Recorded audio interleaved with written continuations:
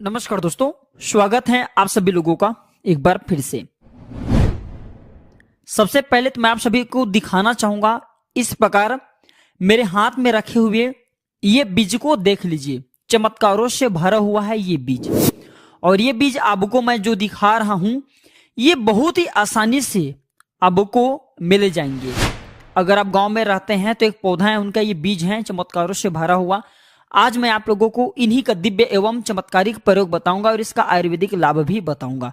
तो वीडियो को ध्यान से देखना, आज जरा से भी वीडियो को मिस मत करना, क्योंकि आज के जो जानकारी है बहुत ही सुंदर है। आज के जो वीडियो का विषय है बहुत ही सुंदर है। अगर आप जो है आज की वीडियो मिस कर देते हैं, कम से कम अपना 5 से 7 मिनट का बहुमूल्य समय नहीं देते, तो इसमें आपको ही नुकसान होगा। क्योंकि दर्शकों कोई भी जो जानकारी होती व्यर्थ नहीं जाती, अभी नहीं तो वह जानकारी आगे बाद में चल करके काम आता है।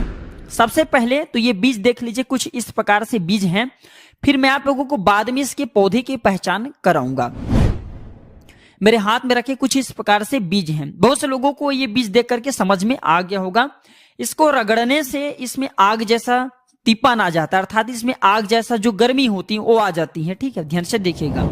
इसमें एक प्रकार के कहा जाए घर्षण करने से एक प्रकार के गर्मी आ जाती है, और किसी को टच कराते हैं। बचपन में काफी इनसे खेले भी हैं। तो ये जो चमत्कारों से क्यों भरे हैं, इसके अंदर में कौन कौन सी चमत्कारिक गुण पाई जाती, कौन से आयुर्वेदिक प्रयोग पाए जाते हैं, धार्मिक इसका लाभ क्या है, इसे क्या प्रयोग में लाए जाते हैं, सारी जानकारी इस वीडियो में मैं आप लोगों को, सारे दर्शकों को विस्तार से बताऊंगा। सर्वप्रथम तो हमें गर्व होना चाहिए कि भारत भूमि में आज भी हमारे घरों के आसपास में इस प्रकार के पेड़ पौधे पाए जाते हैं, जो कि हमारे लिए काफी कीमती हैं। ये चमत्कारों से भरे हुए हैं, लेकिन जानकारी के अभाव में या यूं कहूं तो कोई लोग सही तरीके से हमें दिशा निर्देश नहीं देते, तो ये पेड़ पौधे केवल हमारे लिए घास फूस ही रह जाते हैं, साधारण पौधे ही रह जाते हैं।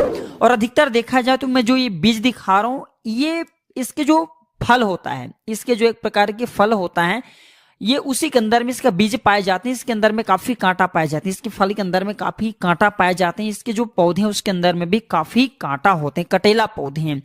और सभी दर्शकों को बताना चाहूंगा, जिस पौधे में जितना ज्यादा कांटा होती है, जिस पौधे में जितना ज्यादा कटेला होती है, वो बहुत ही ज्यादा आयुर्वेदिक एवं चमत्कारिक गुण से भरे होते हैं। क्योंकि आप सभी दर्शकों को जरूर पता होगा जो गुलाब की फूल है कितना खूबसूरत होते हैं, कितने अच्छे होते हैं, और इसे प्राप्त करने के लिए कितना कठिन का हमें जो सामना करना पड़ता है, क्योंकि उनके आसपास में बहुत सारे कांटा होते हैं। इसी प्रकार ये जो चमत्कारिक पेड़ पौधे होते हैं, इसके अंदर में बहुत ही चमत्कारिक लाभ होते हैं, इसके अंदर में बहुत ही दिव्य गुण होते हैं। इसलिए इसके सुरक्षा करने के लिए आसपास में बहुत सारे कांटा होते हैं, ताकि कोई भी व्यक्ति या फिर कोई भी जो जंगली जानवर है या फिर जो पशु है उसे साधारण समझ करके ना खाएं या फिर इसे नुकसान करने से बचे। तो इसका कौन कौन सा प्रयोग, इसके नाम जान लीजिए। तो सर्वप्रथम इसका नाम है करंज। ध्यान से देखिए, इसे करंज के नाम से जानते हैं। बिहार में इसे करंजवा के नाम से जाना जाता है। कई जगह इसे लता करंज के भी नाम से जानते हैं। इसे तेलुगु में कागू के नाम से जानते हैं। इसका हिंदी नाम पापर भी है। इसे ओरिया में कोनिया के नाम से जानते हैं। इसे ओरिया में कोनिया के नाम से जानते हैं। और ये बीज देख करके पहचान लीजिए, शायद आपको समझ में आ जाएंगे कि इसे आपके यहाँ किस नाम से जाना जाता है। शायद इसका अंग्रेजी नाम हमें पता था, इसका अंग्रेजी नाम है इंडियन बीज। ठीक है, इसका अंग्रेजी नाम है इंडियन बीज। इसे कई जगह पोंगम ऑयल ट्री के नाम से जानते हैं। ठीक है, पोंगम ऑयल ट्री के नाम से जानते हैं। अब आइए हम सर्वप्रथम तो इसका आयुर्वेदिक लाभ बताएंगे, फिर इसका हम दिव्य एवं चमत्कारिक प्रयोग बताएंगे, और इसका धार्मिक लाभ भी बताएंगे। आयुर्वेदिक 4 से 5 इसके लाभ बताऊंगा, जो कि आपको आगे चल करके काम आते हैं। क्योंकि आयुर्वेदिक पेड़ पौधे के लाभ सीख जाएंगे तो आप कभी फिर बीमार नहीं पड़ेंगे। इन पेड़ पौधे से बहुत सारी बीमारियों के स्वतः आप उपचार करा सकते हैं। आप इस प्रकार की जानकारी को सीख करके वैद्य का भी काम कर सकते हैं, लोगों को भला कर सकते हैं, पुण्य प्राप्त कर सकते हैं, और आप अपने रोजी रोटी भी निकाल सकते हैं। प्राचीन ज्ञान चैनल का मकसद है जनहित एवं जन कल्याण करना, इसलिए आप सभी दर्शकों को इस प्रकार ज्ञान भरी जानकारी बताता हूं, ताकि आप सभी दर्शकों का कल्याण हो। तो आप हमारे समाज कल्याण में इस प्रकार के जो चल रहे हैं, एक प्रकार के कार्यक्रम है, आप इसमें हमें योगदान जरूर दीजिए। हमारे चैनल को सब्सक्राइब कर हमारे सपोर्ट जरूर करें, ताकि हम पेड़ पौधे की जानकारी भारत भूमि के हर गाँव में, हर कस्बों में, हर शहरों में यूट्यूब चैनल के माध्यम से आम जन तक पहुंचाने के जो प्रयास करें वो सफल हो।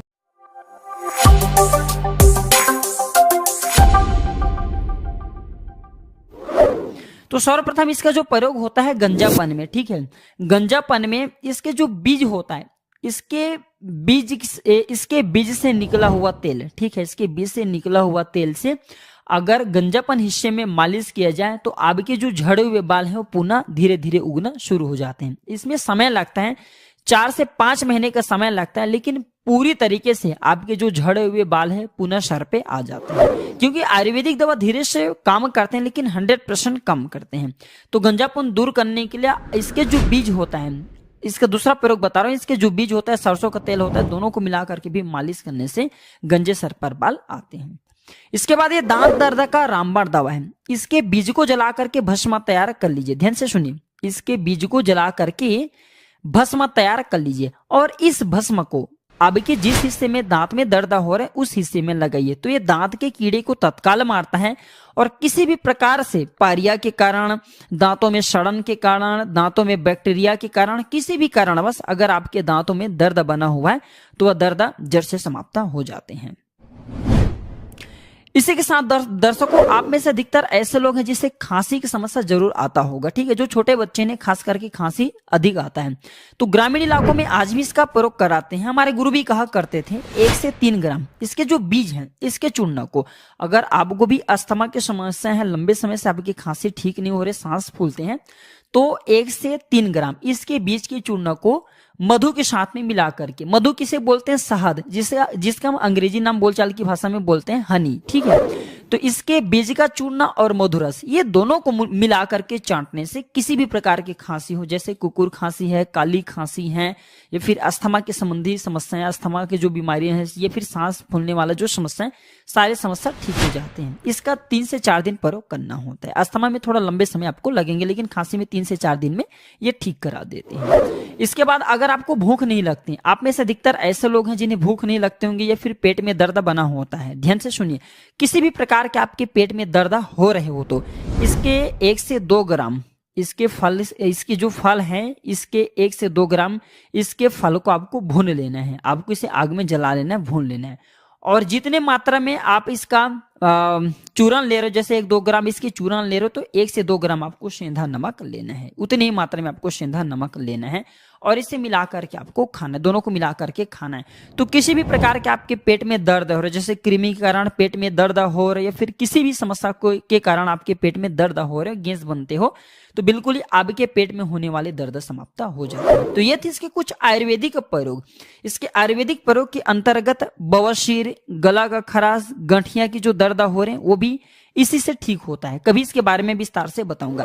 चलिए अब मैं आप लोगों को इसका धार्मिक प्रयोग बताता हूँ। इसका हमारे धार्मिक मान्यता में पेड़ पौधे के रिलेटेड जो जितने भी ये, क्योंकि ग्रह को भी संतुलित करने का काम करते हैं, तो पेड़ पौधे की इसके कौन से हिस्से का, कौन से पीड़ा को दूर करने के लिए धार्मिक में इसका महत्व बताए गए हैं।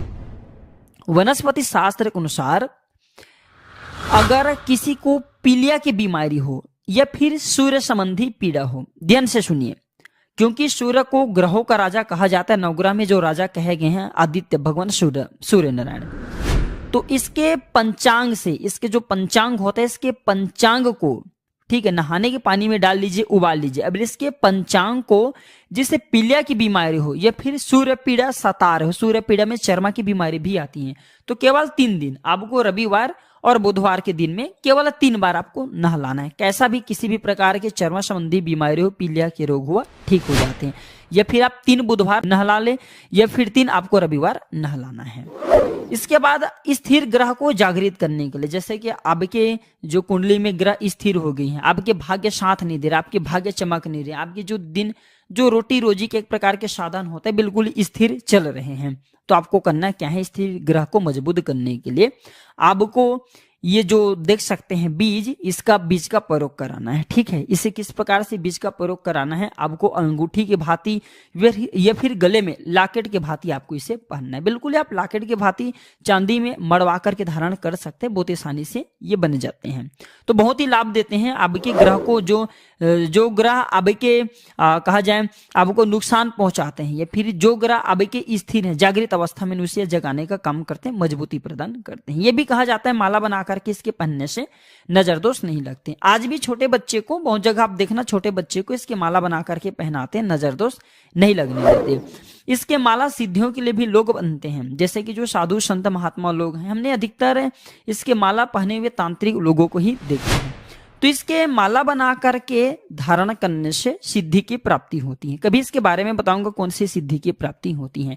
इसके बीज घर के वास्तु को भी मजबूत करने का काम करते हैं। इसके बीज को अगर आप अपनी जमीन में या फिर घर में, जैसे आप वास्तु मानते हैं, जो लोग मानते हैं उनके लिए बता रहा हूँ, ठीक है, क्योंकि वास्तु घर के मजबूत होते तो हमारे घर में धन दौलत का आगमन भी होता है। तो इसके 5 बीज को लाल कपड़े में बांध करके आप अपने घर के उत्तर दिशा में रखते हैं, तो इससे आपके घर के वास्तु मजबूत होते हैं। इसी के साथ आपके घर में धन आगमन का साधन खुलते हैं, आपके घर में तेजी से धन आते हैं, सभी मार्ग से धन आना शुरू होते हैं। आप चाहते हो तो इसके बीज को जमीन में आप अपने घर में दबा करके भी रख सकती हैं। फिर घर के मुख्य द्वार है, वहां पे इसके 5 बीज को लाल कपड़े में बांध करके रखते हैं, तो ये घर को पूर्ण रूप से सुरक्षा प्रदान करते हैं। आपके घर में वास्तु कमजोर हो उसे प्रबल कर देते हैं, अर्थात आपकी जो वास्तु कमजोर, जो आपको नुकसान करें, उसे इस प्रकार से प्रबल करेंगे कि आपको फायदा पहुंचाना शुरू कर देते हैं। इसी के साथ ये आपके घर में औरा को बढ़ाते हैं, जिससे दूसरे व्यक्ति की बुरी नजर नहीं लगती। चले मैं आप लोगों को अब इसका 2 गुप्ता प्रयोग बता रहा हूं, शायद ये गुप्ता प्रयोग आपको कोई नहीं बताएंगे। वीडियो में कंटिन्यू बने रहना। अभी तक वीडियो को लाइक नहीं किया तो वीडियो को लाइक कर चैनल को सब्सक्राइब जरूर कर लेना, और कमेंट बॉक्स में जय हिंद जय आयुर्वेद जरूर लिखना, क्योंकि हमें गर्व होना चाहिए कि हमारे भारत भूमि में आज भी इस प्रकार के पेड़ पौधे हैं जो कि हमारे तमाम प्रकार की समस्याओं को चुटकी में दूर करने में समर्थवान है। लेकिन जानकारी के अभाव में इस प्रकार के पेड़ पौधे की मिलने वाले जो फायदा, इसे हम अनजान रह जाते हैं। भारत माता के गर्भ में आज भी इस प्रकार के पेड़ पौधे हैं, और हमें गर्व होना चाहिए कि भारत भूमि में ये पेड़ पौधे हमारे लिए अमृत तुल्य है। तो इसका सिद्ध अंजन तैयार किया जाता है। सिद्ध अंजन के मतलब इसके अंजन को लगा करके इसका काजल बनाता है। आप इसे लगा करके देवी देवता एवं दिव्य शक्तियों के दर्शन कर सकते हैं। लाखों वर्ष आप साधना करेंगे, तपस्या करेंगे, फिर भी देवी देवताओं को देखना बहुत ही कष्ट है। कोई भी व्यक्ति देवी देवताओं को देखने के लिए सिद्धियों की प्राप्ति करता है, बहुत ही कठिन तपस्या करना पड़ता है। इसे आप बहुत ही साधारण से आप इनका प्रयोग करके देख सकते हैं। मैं जो जानकारी बता रहा हूं ये वनस्पति शास्त्र के आधार पे बता रहा हूं। इसका सिद्ध अंजन तैयार किए जाते हैं।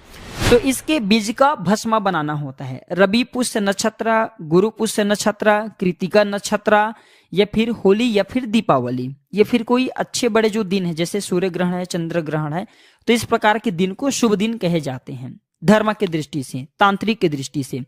तो इसके बीज का भस्म, ध्यान से सुनिए, इसके बीज का भस्म और काला अंकोल का तेल, ये दोनों को मिला करके नेत्र में काजल की तरह लगाने से आपके घरों के आसपास में रहने वाली दिव्य शक्तियां एवं आकाशचरी, जो आकाश में उड़ने वाली जो दिव्य शक्तियां होती हैं, देवी देवता होती हैं, भूत प्रेत होते हैं, पिशाच होते हैं, फिर बहुत सारे गण आ जाते हैं देवी देवताओं की। इस प्रकार की दिव्य शक्ति को आप अपनी नग्न आंखों से इसका सिद्ध अंजन लगाने के बाद देख सकते हैं।